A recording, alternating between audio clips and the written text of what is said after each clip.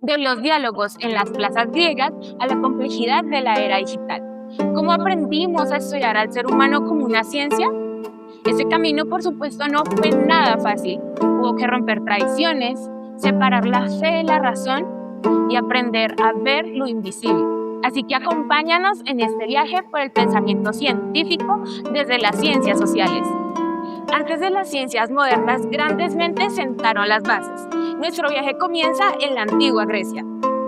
Sócrates no buscaba la respuesta en la naturaleza, sino precisamente en el hombre. A través del arte de conversar, utilizó el diálogo y la razón para analizar fenómenos humanos, marcando el nacimiento del pensamiento crítico en el ámbito social. Platón, discípulo de Sócrates, dio un paso hacia la organización colectiva. Su gran aporte al pensamiento fue el pensamiento político, precisamente, reflexionando sobre cómo se debe estructurar una sociedad ideal desde la justicia y la razón. El gran observador Aristóteles aplicó el logos en la naturaleza viva.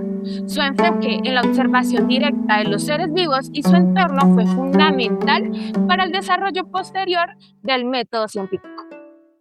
Tras la caída de Roma, la ciencia se refugia en los monasterios.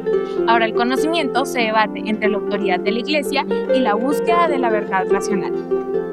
San Agustín de Hipona, su obra máxima, La ciudad de Dios, establece que la fe y la autoridad suprema está precisamente en ese creador supremo que es Dios.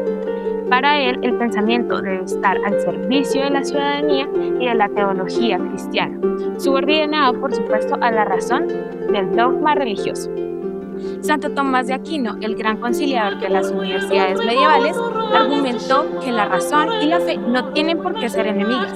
Ambas pueden coexistir para explicar la verdad divina y el mundo natural. Guillermo de Ockham propuso, por el contrario, la separación definitiva entre la fe y la razón. Al liberar de la razón, la teología no iba a ser la misma, así que abrió la puerta para que la ciencia pudiera caminar por su propio pie hacia la modernidad. Estos fueron los cimientos. El camino hacia el pensamiento científico apenas comenzaba. Ahora les voy a hablar sobre el Renacimiento. El Renacimiento comenzó a surgir en Europa, exactamente, en el siglo XV. Este comenzó a surgir porque comenzó a haber un cambio de pensamiento sobre el arte y las ciencias sociales. Ahora les voy a hablar de dónde surgió exactamente. Bueno, surgió exactamente en Italia, Florencia. Este comenzó a surgir porque eruditos de Itaca llegaron a Florencia con textos filosóficos sobre Platón, René Descartes, haciendo que en Florencia comenzaran a cuestionar ciertos pensamientos.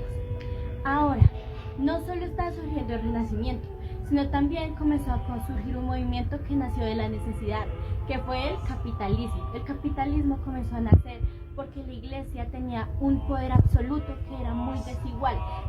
Ahora les hablaré sobre sucesos que estaban pasando alrededor del mundo mientras surgía el Renacimiento. Empezaré hablándoles sobre la caída de Constantinopla en 1452.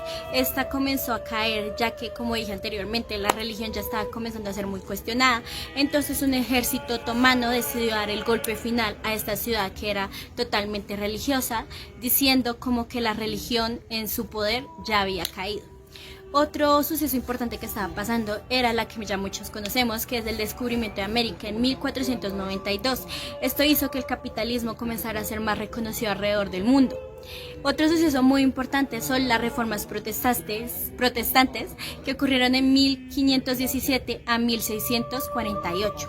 Estas ¿por qué surgieron? Porque la iglesia comenzaba a tornarse de un poder muy oscuro, siendo muy como corruptos, haciendo que comenzaran a surgir sectas religiosas. Esto hizo que surgiera un personaje muy importante que era Martín Lutero, que estaba totalmente en contra del poder de la burguesía. Entonces comenzaron a surgir estas reformas protestantes para hacer caer a la iglesia y su poder absoluto.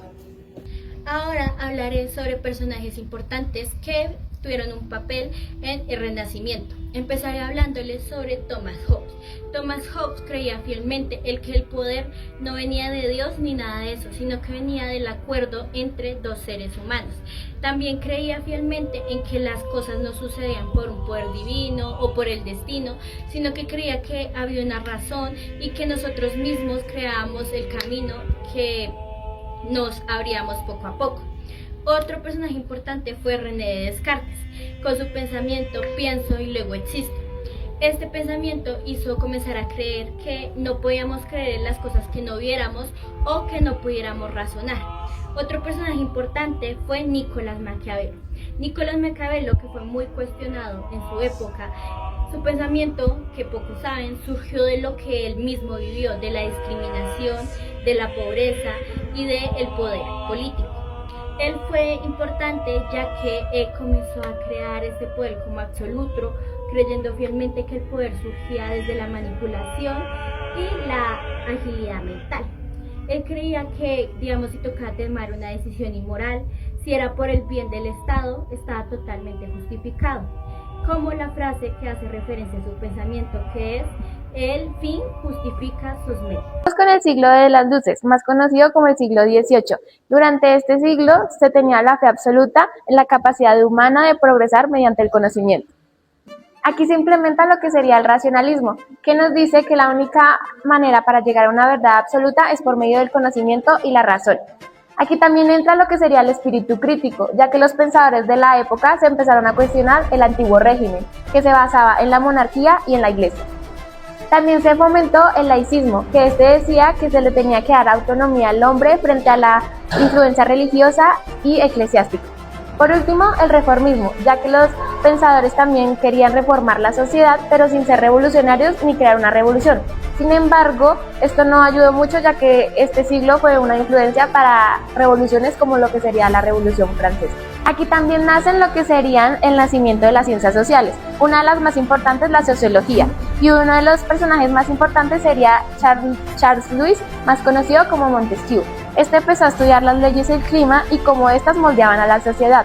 También implementó en el gobierno lo que sería el poder judicial, ejecutivo y legislativo. Por parte de economía tenemos a un personaje muy importante que se llama Adam Smith. Este señor estudió las leyes naturales del mercado y empleó lo que sería la mano invisible. ¿En qué se basaba esto? Él decía que al buscar el beneficio económico propio se terminaba ayudando a la sociedad respecto a la economía. Respecto a la ciencia política, se implementó lo que sería el contrato social. Este decía que el gobierno se debería tratar como una herramienta humana, más no un derecho divino, haciendo una separación del gobierno de la religión. También durante este siglo se empezó a ver la pedagogía como una forma de liberación, ya que no era solo una herramienta solo religiosa. Otro de los puntos más importantes sobre este siglo es que fue una evolución del pensamiento científico y se emplea lo que es el empirismo, que decía que la única manera de adquirir conocimiento es por medio de la experiencia humana y la experiencia sensorial. También se empiezan a ver las leyes universales. Estas estaban basadas principalmente por las leyes de Newton, ya que los pensadores y filósofos decían que si habían leyes para la física, deberían también haber leyes para la moral y la ética humana. Otro punto muy fuerte es que se empleó la sistematización y se creó la enciclopedia. Esta era el esfuerzo por sistematizar todo el conocimiento que se tenía hasta ahora en ese siglo. Esta enciclopedia tuvo aproximadamente 28 tomos y algunos fueron censurados por la religión y por la monarquía. Por último, se creó la secularización, que esta era la separación de la teología de la ciencia, y se empezó a investigar mucho más en campos como la anatomía y la química.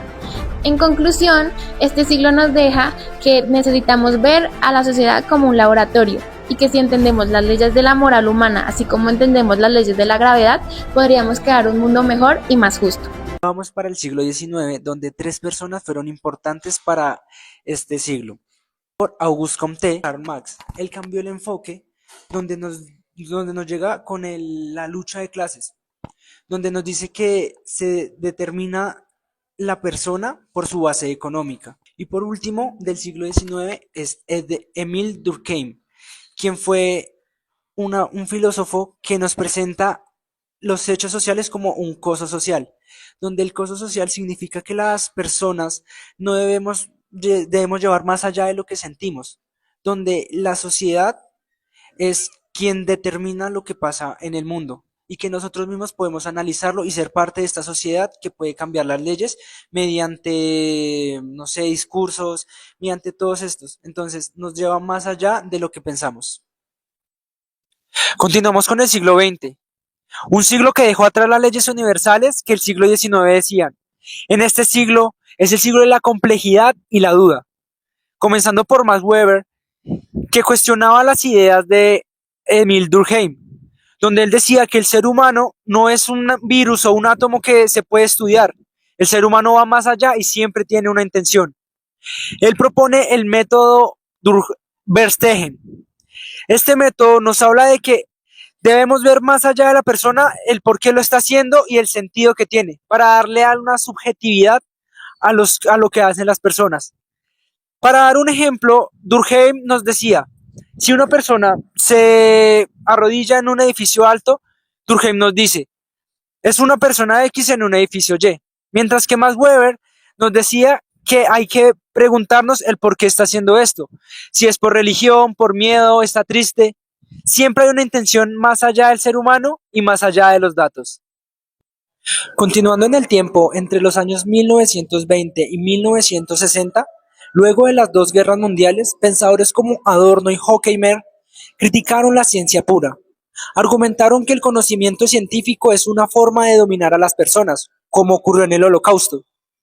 Esta escuela de Frankfurt nos dice que la ciencia social debe ser crítica, no debe quedarse solo en lo descriptivo, y que esta es una forma de liberar al ser humano. Avanzamos en el tiempo y llegamos a los años 70 y 80.